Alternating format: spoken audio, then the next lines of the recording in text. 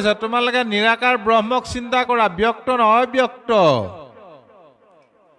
নাম ঘোষাৰ মূল লক্ষ্য উদ্দেশ্য জ্ঞান মাৰ্গ কৰ্ম মাৰ্গক নাকচ কৰি ভক্তি মাৰ্গক প্ৰতিষ্ঠা কৰা, অৰ্থাৎ ঈশ্বৰৰ নামক প্ৰতিষ্ঠা কৰা। জ্ঞান মাৰ্গীবিলাকে কি কৰে? নিৰাকাৰ ব্ৰহ্মক চিন্তা কৰে। গতিকে তোমালোকে সেইবিলাক বাদ দি ৰাম বুলি শুদ্ধ কৰা মন, প্ৰথমতে ঈশ্বৰৰ নাম লোৱা।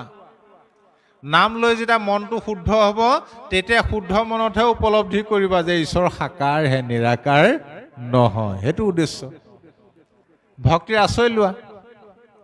বুজি পাইছেনে কথাটো? এইটো কথাটো মানে উপলব্ধি কৰিব লাগিব।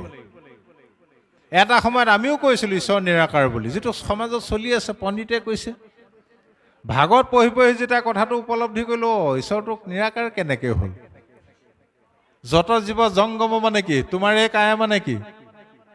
এই জগতখন তোমাৰে কায়া, তাৰমানে ঈশ্বৰৰ ৰূপ। ঈশ্বৰৰ ৰূপ হ'লে ঈশ্বৰৰ সাকাৰ ৰূপ হয় নহয়?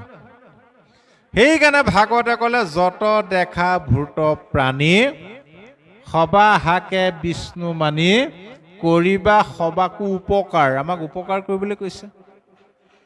আমাৰ আকৌ কৃষ্ণ বুলি ক'লে মনটো ওপৰলৈ যায়গৈ।